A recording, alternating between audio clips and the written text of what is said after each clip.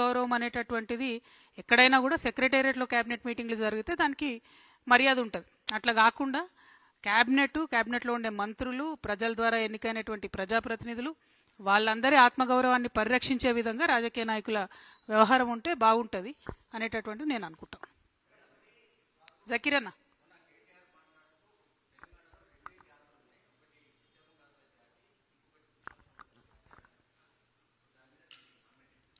%100 మరి ఉద్యమ ద్రోహులు ఎవరన్నది ప్రజలు నిర్ణయిస్తారు ఫ్యూచర్లో. ఎందుకంటే ఉద్యమానికి ద్రోహం చేసేటటువంటి వ్యక్తులందరినీ పక్కన పెట్టుకొని మాట్లాడుతున్నది ఎవరు, ఉద్యమకారులతో పాటు ప్రయాణం చేస్తున్నది ఎవరని ప్రజలు గమనిస్తూనే ఉన్నారు కదన్న రోజు. ఆయన కేటగిరైజేషన్ చేస్తే, వారు కేటీఆర్ గారు కేటగిరైజేషన్ చేస్తే కేటగిరైజేషన్ జరగదు కదా. ప్రజలు చేస్తారు కేటగిరైజేషన్ అన్నది. ప్రజలు గుర్తిస్తారు ఎవరు ఉద్యమకారులు, ఎవరు ఉద్యమ ద్రోహులు అన్నది.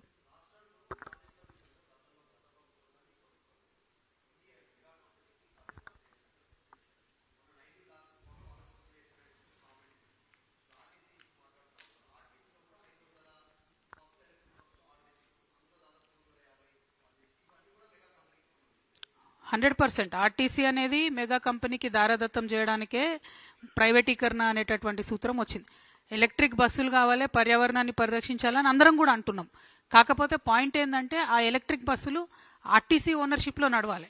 దానికి మన గవర్నమెంట్ అంటే మన ఆర్టీసీ డ్రైవర్ ఉండాలి. శిక్షణ విషయంలో కావచ్చు, క్రమశిక్షణ విషయంలో కావచ్చు, ఆర్టీసీ స్టాఫ్ ఉండే ట్రైనింగ్ వేరు ఉంటుంది, ప్రైవేట్గా తీసుకునే పిల్లల ట్రైనింగ్ వేరే ఉంటుంది. ఇప్పుడు ఆ ఎలక్ట్రిక్ బస్సులు పెట్టి అవుట్ సోర్సింగ్ పెట్టి కండక్టర్ డ్యూటీ కూడా డ్రైవరే చేసే పరిస్థితి వస్తున్నది. మామూలుగా యావరేజ్గా ఒక ఆర్టీసీ బస్సుకి 6 కార్మికులు బతుకుతారు. ఈ గవర్నమెంట్ వచ్చినాక ఏం చేసింది, ఆ రేషియోను 3కి తగ్గించింది. అంటే చాలా వేగంగా ప్రైవేటీకరణ వైపు వెళ్తున్నది. అది కరెక్ట్ కాదు, ఎవరికి కరెక్ట్ కాదు. అది రాష్ట్రానికి కరెక్ట్ కాదు, ఆర్టీసీకి కరెక్ట్ కాదు. పర్యావరణాన్ని సరిచేయాలనుకుంటే మన ఓనర్షిప్ అనేటటువంటిది ఎలక్ట్రిక్ బస్సులది గవర్నమెంట్ దగ్గర ఉండాలి. ఎందుకు అద్దెకు తీసుకుంటున్నారు? ఆ అద్దెకు ఉండే కండిషన్లు ఏంది, మళ్ళీ ఎప్పుడు ఇస్తారంటే అల్టిమేట్గా ప్రైవేట్ వ్యక్తులకు, ప్రైవేట్ సంస్థలకు లాభం చేస్తున్నారు అనేది క్లియర్గా తెలుస్తున్నది. Thank you. అది తప్పు. యాక్చువల్లీ మంచి టాపిక్ గుర్తు చేసినావు బ్రదర్. JNURM అనే స్కీమ్ ఉంటుంది. దాంట్లో ఒక్కొక్క బస్సుకు 36 లక్షలు గ్రాంట్ వస్తుంది. ఈ రాష్ట్ర ప్రభుత్వం వచ్చిన తర్వాత, BRS ప్రభుత్వం ఉన్నప్పుడు గ్రాంట్ రిలీజ్ చేసింది. ఈ ప్రభుత్వం వచ్చిన తర్వాత ఏదైతే కేంద్రం నుండి గ్రాంట్ వస్తుందో వీళ్ళు ఆర్టీసీకి ఇస్తలేరు. నేను అందుకే శ్వేతపత్రం రిలీజ్ చేయమని చెప్తున్నా. ఒక పక్క మహాలక్ష్మి పథకం కింద ఆర్టీసీని వాడుకుంటూ ఆర్టీసీకి చెల్లించాల్సిన డబ్బులు చెల్లించడం లేదు. రెండవది, కేంద్రం నుంచి వచ్చేటటువంటి గ్రాంట్స్ ఏవైతే ఉంటాయో అవి ఆర్టీసీకి రాకుండా చేస్తూ ఉన్నారు. అది అక్కడ బీజేపీ గవర్నర్ గారు వారు అడ్డుకోవడం జరిగింది. ఇవాళ నేను రేవంత్ రెడ్డి గారిని డిమాండ్ చేస్తూ ఉన్నా, మీరు అధికారంలోకి వచ్చే కన్నా ముందు మీరు పదే చెప్పారు, మేము అధికారంలోకి రాగానే ఆర్టీసీని ప్రభుత్వంలో విలీనం చేస్తాం, ప్రభుత్వ ఉద్యోగులతో సమానంగా వేతనాలు ఇస్తామని చెప్పారు. మీరేమి కొత్తగా చేసే అవసరం లేదు. ఆల్రెడీ బిల్లు గవర్నర్ దగ్గర రెడీగా ఉంది, ఉభయ సభల్లో పాస్ అయి గవర్నర్ గారి దగ్గర ఉన్నది. దాన్ని త్వరితగతిన పాస్ చేయించాలని చెప్పి నేను రేవంత్ రెడ్డి గారి ప్రభుత్వాన్ని, కాంగ్రెస్ ప్రభుత్వాన్ని డిమాండ్ చేస్తూ ఉన్నాను. అది జరిగితే తక్షణమే ప్రభుత్వ సంస్థగా ఆర్టీసీ మారిపోతుంది, ఆర్టీసీ ఉద్యోగులందరికీ కూడా లాభం జరుగుతుందని తెలియజేస్తా ఉన్నాను. ప్రభుత్వంలోకి వచ్చిన తర్వాత రేవంత్ రెడ్డి గారు ఒక మాట మాట్లాడారు. ఏంటంటే ఆర్టీసీ నాయకులంటే వారియర్సు, ఆర్టీసీ కార్మికులకు కాలిలో ముళ్ళు గుచ్చుకుంటే నేను నోటితో తీస్తా అని చెప్పి రేవంత్ రెడ్డి గారు చెప్పినటువంటి సందర్భం. కానీ 2.5 సంవత్సరాలు అయింది. వారి గుండెల్లో గాయమవుతున్నా కూడా కాంగ్రెస్ ప్రభుత్వం కనీసం కన్ను తిప్పి కూడా చూడనటువంటి పరిస్థితి ఇవాళ ఆర్టీసీలో ఉన్నది. ఆర్టీసీ కార్మికులు పెరిగినటువంటి పని ఒత్తిడితోని ఏదైతే మహాలక్ష్మి పథకం పెట్టారో దాంతోని ఆక్యుపెన్సీ రేషియో 2-3 పెరగడం జరిగింది. దానితోని పని ఒత్తిడి పెరిగింది. సాధారణంగా 6 నుంచి 8 గంటలు చేస్తేనే లేబర్ చట్టాలు మరి బ్రేక్ ఇవ్వాలని చెప్తారు. కానీ ఆర్టీసీ కార్మికులకు మాత్రం 16 నుంచి 18 గంటలు పని చేపిస్తూ వారి శ్రమను దోచుకుంటున్నది కాంగ్రెస్ ప్రభుత్వం తప్పితే వారిని ఆదుకునేటటువంటి ఆలోచన చేయడం లేదు. ఆ శ్రమ దోపిడీ విధానాన్ని మేము తీవ్రంగా వ్యతిరేకిస్తున్నాం. ఆర్టీసీకి లేబర్ చట్టాలు ఖచ్చితంగా వర్తిస్తాయి, వర్తింపజేయాల్సిందే. మరి ఆర్టీసీలో లేబర్ చట్టాలు లేకుండా, కనీస గౌరవం లేకుండా, కార్మికులకు మర్యాద లేకుండా జరుగుతున్నటువంటి సందర్భాన్ని మేము తీవ్రంగా వ్యతిరేకిస్తూ ఉన్నాం. మరి దుగ్గు రాజేందర్ గారని ఆర్టీసీ నాయకులు అనేక మందిని ఏదైతే ఈ ప్రభుత్వం పోయిన BRS ప్రభుత్వంలో ఇప్పుడు ప్రభుత్వంలో కూడా అన్యాయంగా ఏదైతే కార్మికులను తీసివేయడం జరిగిందో పనిలో నుండి వారిని తిరిగి పెట్టడం కోసం జాగృతితో కలిపి ఉద్యమాలు చేస్తున్నటువంటి నాయకుడు. మరి వారి నాయకత్వంలో దాదాపు 300 మందికి తిరిగి ఉద్యోగం ఇప్పించుకోగలిగినాం.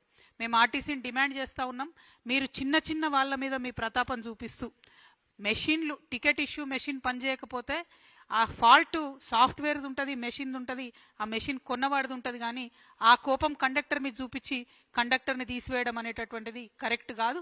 ఇటువంటి చర్యలకి ప్రభుత్వం పాల్పడతా ఉంది. డ్రైవర్లకు కూడా అదే పరిస్థితి. 16 నుంచి 18 గంటలు వర్క్ చేయించి వారిని స్ట్రెస్ చేసి హార్ట్ అటాక్లతో చనిపోతున్నటువంటి కార్మికులను కూడా కనీసం పట్టించుకున్నటువంటి పరిస్థితి ఉన్నది. ఇవన్నీ ఒక ఎత్తు అయితే, మనం చిన్నప్పుడు మీ అందరు గుర్తుండుంటుంది, బస్ బాడీ బిల్డింగ్ యూనిట్ అనేటటువంటిది ఉండేది. ఆ బస్ బాడీ బిల్డింగ్ యూనిట్ని బీఆర్ఎస్ హయాంలోనే ఆ మొత్తం కూడా బస్ బాడీ బిల్డింగ్ని కర్ణాటకలో దవన్గిరి ప్రాంతానికి తరలించడం జరిగింది. అప్పటి నుంచి ఇక్కడ మన దగ్గర ఉండే 2 బస్ బాడీ బిల్డింగ్ యూనిట్లు కూడా మూతపడినటువంటి పరిస్థితి. ఉప్పల్ ఒకటి, మియాపూర్ ఒకటి, 2 కూడా మూతపడినటువంటి పరిస్థితి. అంటే ఆర్టీసీ ఏదైతే స్వతంత్రంగా వాళ్ళకుండే ఇంజనీర్లతో బయట నుండి తెచ్చుకున్న ఇంజనీర్లతో కట్టేటటువంటి బాడీని కూడా కంప్లీట్గా నిర్వీర్యం చేసినటువంటి పరిస్థితి. ఈ సంస్థలో మరి ఎన్నికల మేనిఫెస్టోలో పేజ్ నెంబర్ 14లో పెట్టింది కాంగ్రెస్ ప్రభుత్వం, మేము విలీనం చేసుకుంటామని. కానీ ఇంతవరకు కూడా వాళ్ళతో మాట్లాడతలేనటువంటి పరిస్థితి. పాపం కార్మికులు వేచి చూసి సమ్మె అనౌన్స్ చేశారు, సమ్మె నోటీస్ ఇచ్చారు. సమ్మె నోటీస్ ఇస్తే ఆర్టీసీ ఎండీ గారు రాలేదు. కానీ సిపిఐ రాష్ట్ర కార్యదర్శి కూనంనేని సాంబశివరావు గారు, కోదండరామ్ సారు, దేవరకద్ర ఎమ్మెల్యేలు రామ్మోహన్ రెడ్డి గారు, మసూదన్ రెడ్డి గారు చర్చల్లో పాల్గొని త్వరలోనే పరిష్కారం చేస్తాం, ఇండియా పాకిస్తాన్కి యుద్ధం అవుతుంది, వార్ అవుతుంది, మీరు బంద్ చేయను అని చెప్పారు. అంటే బంద్ పెట్టారు.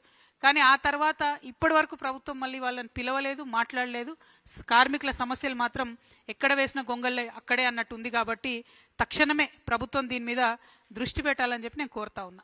ఇక మేము జనం బాటలో తిరిగినా మామూలుగా పొద్దునుండి సాయంత్రం వరకు మాకు మహిళలు ఇంటరాక్ట్ అయ్యేటటువంటి వాళ్ళు చెప్తున్నది ఒకటే మాట, అసలు ఎవరి కోసం పెట్టిండ్రు ఫ్రీ బస్సు, ఎందుకోసం పెట్టిండ్రు, మాకు ఆత్మగౌరవం లేకుండా చేస్తున్నారు, మాకు ఇబ్బంది కలుగుతున్నది, ఈ ఫ్రీ బస్సు పెడితే బస్సుల సంఖ్య పెంచండి అని మహిళలు ఒక పక్క మాట్లాడుతున్నారు. ఇంకొక పక్క వికలాంగులు మరి మాకెందుకు ఫ్రీ ఇవ్వరు ఈ బస్సులో, ఎందుకంటే ఫ్రీ బస్సులు పెట్టి ఓవర్లోడ్ అయిన బస్సులు ఏ ఒక్కటి కూడా బస్ స్టాప్లో ఆగకుండా దూరం ఆగుతున్నాయి, వికలాంగులు ఎవరు కూడా ఎక్కిపోయే పరిస్థితి లేదు, వికలాంగులకు కూడా ఫ్రీ బస్ ఇవ్వాలని చెప్పి నేను కోరుతా ఉన్నాను. అట్లానే మహిళలకు ఫ్రీ బస్ స్కీము 48 గంటల్లో అమల్లోకి తీసుకొచ్చామని గొప్పగా చెప్పుకుంటుంది ఈ ప్రభుత్వం. కానీ వారు నేను ప్రశ్నిస్తా ఉన్నా, అసలు మీరు ఆర్టీసీకి ఎంత పేమెంట్ చేసిండ్రు? నెలకు 300 కోట్లు ఇస్తామని చెప్పి ఒక ఎస్టిమేట్ చేసి చెప్పిండ్రు ఫస్ట్లో. కానీ ఇప్పుడు ఆక్యుపెన్సీ రేట్ ఎంత పెరిగిందంటే కనీసం 600 కోట్లు నెలకి ఇవ్వాలని చెప్పి కార్మిక సంఘాలన్నీ కూడా డిమాండ్ చేస్తూ ఉన్నాయి. ఆ పేమెంట్ ఎంత చేసిండ్రు, దానికి సంబంధించి వివరాలు ఒక శ్వేతపత్రం ఇవ్వాలని చెప్పి నేను ప్రభుత్వాన్ని డిమాండ్ చేస్తూ ఉన్నా. ఇక బీఆర్ఎస్ ప్రభుత్వంలో ఉన్నప్పుడు జరిగిన అన్యాయం ఏంటంటే 52 రోజులు సమ్మె చేసిన 33 మంది కార్మికులు చనిపోయినా ఆ తర్వాత యూనియన్లు రద్దు చేసిరు తప్పితే ఆ సమ్మెలో జరిగినటువంటి ఏ అంశాల పట్ల కూడా కార్మికుల పట్ల సానుకూలంగా స్పందించలేదు. ఆనాడు యూనియన్లు రద్దు అయితే కాంగ్రెస్ ప్రభుత్వం చెప్పింది మేము రాగానే యూనియన్లు పునరుద్ధరిస్తామని చెప్పి. ఇప్పటి వరకు కూడా యూనియన్స్ లేవు కాబట్టి ఎట్లా పడితే అట్లా ఎంప్లాయీస్ని తీసేస్తున్నా కూడా అడిగేటటువంటి పరిస్థితి లేదు.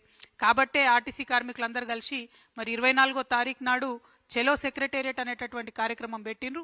ఆర్టీసీ జేఏసీ ఇచ్చినటువంటి ఆ చెలో సెక్రటేరియట్ అనే కార్యక్రమానికి మేము సంపూర్ణంగా మద్దతు పలుకుతా ఉన్నాం, తెలంగాణ జాగృతి నండని ఈ సందర్భంగా తెలియజేస్తా ఉన్నాం. మరి అదేవిధంగా ఆర్టీసీ కార్మికులు పాపం వాళ్ళు పొదుపు చేసుకునే డబ్బు ఉంటుంది, అది కూడా ఇస్తలేరు. రిటైర్మెంట్ అయినటువంటి వాళ్ళు ఎవరిని కూడా వారికి కూడా ఇంతవరకు బెనిఫిట్స్ ఇస్తలేరు. నిన్న మేము మహిళల కోసం ధర్నా చేద్దాం